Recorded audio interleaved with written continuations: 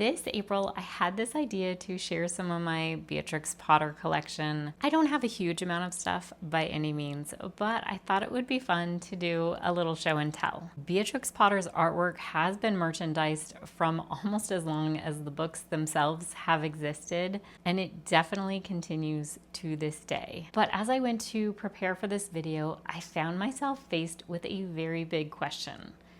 Had I actually read the Beatrix Potter stories? There are so many classic children's books that I hold very dear to my heart, and I am big on knowing and reading the books that go along with these lovely worlds and aesthetics of these stories. Usually they are classics for a reason, and many of these books are some of my all-time favorites. But here I was getting ready to talk about Beatrix Potter without actually being sure if I had read the books. Side note, if you'd like to skip ahead to the little show and tell section, I totally get it. You can use the timestamps below. But I wanted to chat about the stories themselves because when I finally sat down to read some of these stories, well, it surprised me quite a bit. I did have vague recollections of reading some of these stories long ago, but as I read them, I realized why I personally haven't returned to these stories as much as some other childhood favorites. Keeping in mind, I am now coming to these stories in adulthood and through a 21st century lens, but I found these stories to be quite unsettling. I debated on whether or not to actually make this video because I really want to keep this channel a place to talk about books I have really enjoyed. But as I dug deeper into the world of Beatrix Potter and went down a bit of a rabbit hole, I found a lot of very strong, very opposing opinions, and I realized that maybe this is exactly why these stories have withstood the test of time. Some people find the stories delightful and charming, while others find them disturbing and unsettling. Some people comment on the cruel way the animal children are treated in these books, and other people see themselves in these stories. Some say that the males seem to get all the adventures in these stories, while others point out that the boys always seem to be the disobedient troublemakers. And then Beatrix Potter herself is at the center of many of these contradicting opinions. Some see her as a woman ahead of her time, making big business decisions, using her money to conserve land, and others criticize her merchandise push of these stories. Some people praise the way she broke through many barriers of the way that women were expected to behave at that time, while others point out that she was strongly opposed to women's suffrage and thought it a rather silly concept. Recently, there have been many connections and accusations surrounding Potter's stories' similarities to the African folktales of Brer Rabbit without actually giving credit. And yet many people claim that this accusation is preposterous and unfounded. Some people shudder at the taxidermy that Beatrix Potter participated in, and others see this as part of her scientific and artistic genius. And still other people just deny that it ever happened. And I found myself in an interesting position because these stories that I was ready to just write off as not for me, I suddenly found myself more and more fascinated by. I find myself wanting to learn more and dig deeper, and I realized that maybe this is exactly why these stories have endured. They are not just the quaint, easy, forgettable stories that they might seem to be for people who are not familiar with them. They have a lot more to them. They are strange and a bit dark, and yet take place in the most lovely of settings. They are held close to the hearts of so many people, and yet they are debated by so many others. I don't know that these stories will ever sit amongst my personal all-time favorites, but I was surprised to find that my journey with them might not quite be over. All that being said, I have decided not to dig too far into my own personal thoughts and reflections on these stories, but I do still want to share some of my Beatrix Potter collection here today. Because regardless of the swirl of feelings and thoughts around these stories, I, like so many others, genuinely enjoy the lovely illustrations done by Beatrix Potter. She had her own mini menagerie of animals and drew from real life. She loved nature and spent her life connecting and protecting.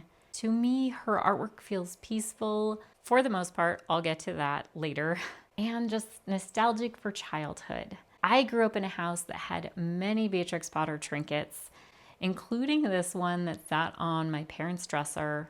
I would spend hours staring at this, daring not to touch something so precious, but fascinated nevertheless. Many of the books I have in my little Beatrix Potter collection are not the stories themselves, but are more inspired by books, which I know are sometimes frowned upon by purists.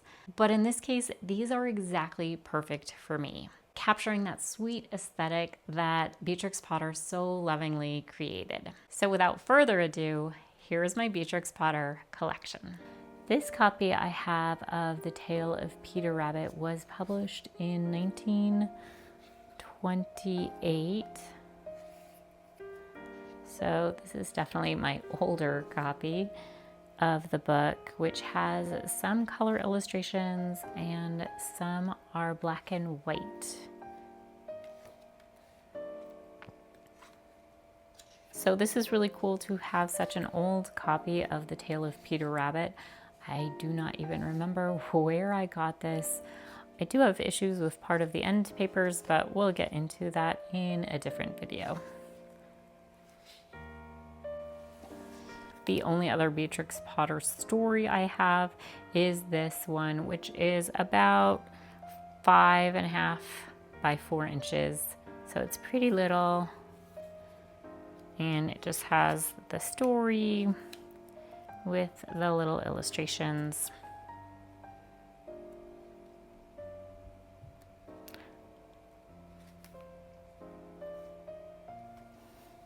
The rest of my books are sort of Peter Rabbit, Beatrix Potter adjacent. They are not the actual stories. So this one here is a little activity book that Jeremy Fisher on this page goes in circles.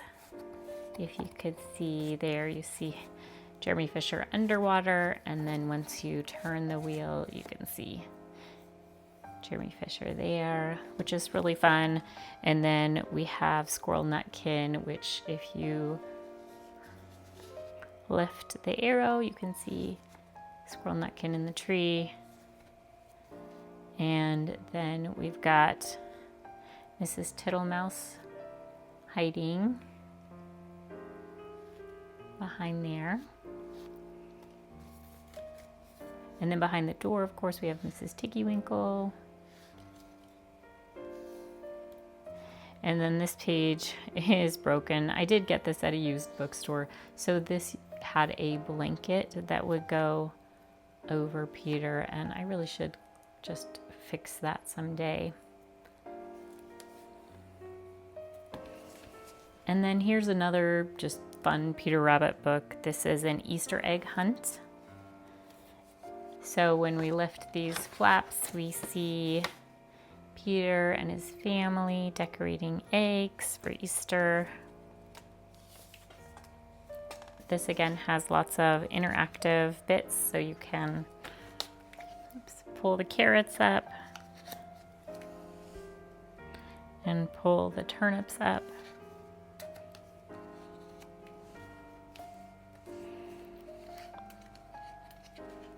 And on this page, you can look for all the little hidden ducklings and Easter eggs.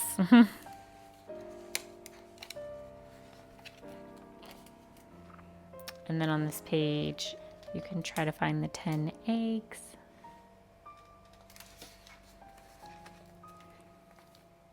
And this little pop-up page at the end. This Peter Rabbit word book was published in 1988, and I love this so much. It's got the beautiful illustrations, just with simple words to, I guess, presumably learn how to recognize some of these words, but it's really sweet.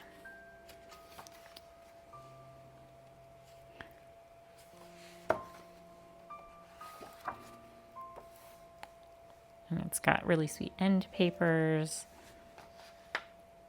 I think this is one of my favorite pages.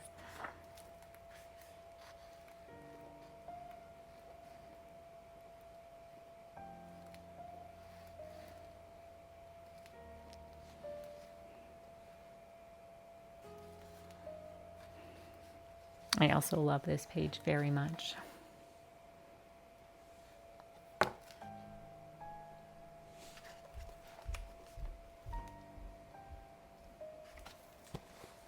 This nursery rhyme book, or at least this edition, was published in 1994.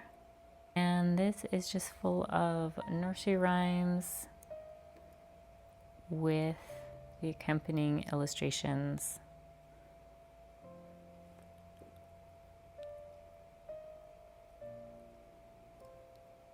A lot of these look like well-known nursery rhymes. I don't know if any of these are originals.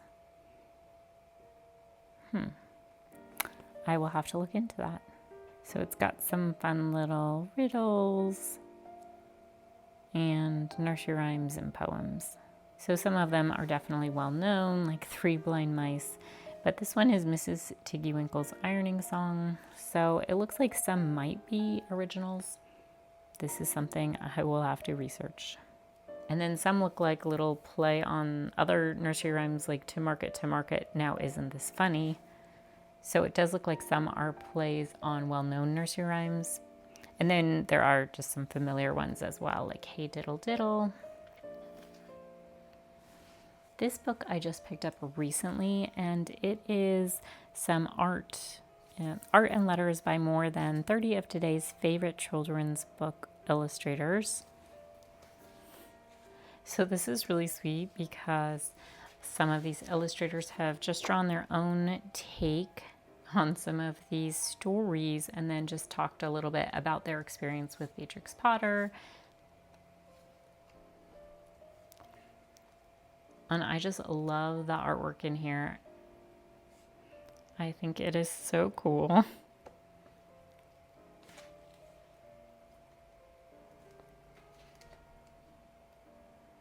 Peter H. Reynolds, you might recognize that name from books like The Dot.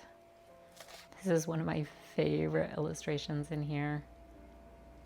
So this is just a really fun collection, and interspersed there are some little excerpts from Beatrix Potter's stories.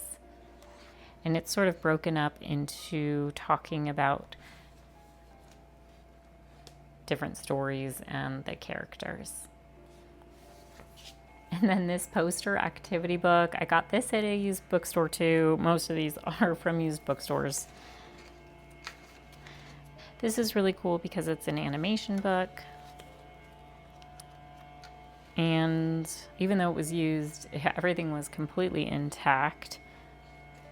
So obviously this is meant to be cut out so you can see the different animations in action. And then there are these full page color illustrations. So this book was published in 1995. This was from a used bookstore. Obviously someone got it at Kmart Special. This was just $1. But I like this because it is just a coloring book that has not been colored in. And I think it's really cool because it'd be really easy to just make copies of these for coloring or for projects. So it's nice just to have these outline illustrations of some of the scenes. And then here is another coloring book. This is, of course, from The Tale of Mrs. Tiggywinkle. So this one includes the story.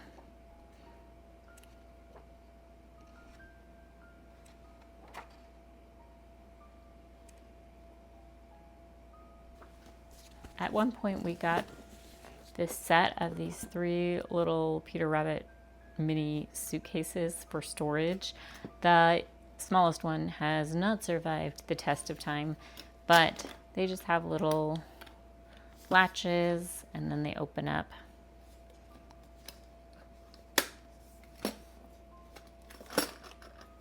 They're a little rough around the edges, quite literally, but they're super cute. And then using some Beatrix Potter fabric I just made these little sort of fabric reusable eggs. They're little pocket eggs. I also made this light switch plate, which this is one of the illustrations I take issues with because I had never noticed until I started reading or rereading some of the stories that this is Peter Rabbit's uncle holding a switch behind his back so that he can use it on his son and Peter when they misbehave. So I might change this light switch plate to a different scene from the fabric. This is just a piece of fabric that has a whole bunch of the characters on it with Peter in the middle. It is in need of some ironing, obviously, but this is really fun to hang up in the spring or around Easter time, just because it's got just that springy vibe to it. And then I could not resist this Beatrix Potter tea set. So it's just the same scene on all of the little items, the teapot and the plates and the little cups and saucers.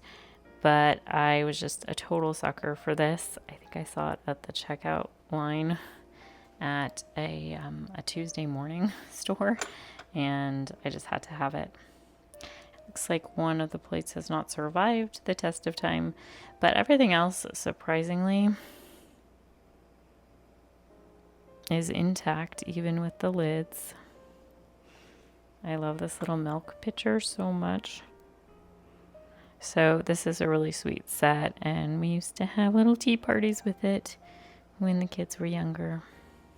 If you have watched this far, thank you so much for joining me on this little journey through my Beatrix Potter stuff. I began to realize I had way more Beatrix Potter stuff than I initially thought, and I just think it's really fun to get it all together and to show some of it here for anyone who might be interested. I fully realize that there is a lot of Beatrix Potter stuff out in the world, so by comparison, I know that this is probably a rather small collection, but I also think it's fun to share the different things that I've collected throughout the years. Because there is so much Beatrix Potter stuff out there, it's kind of fun to see the different stuff that pops up. So thank you again for watching, and I will see you next time.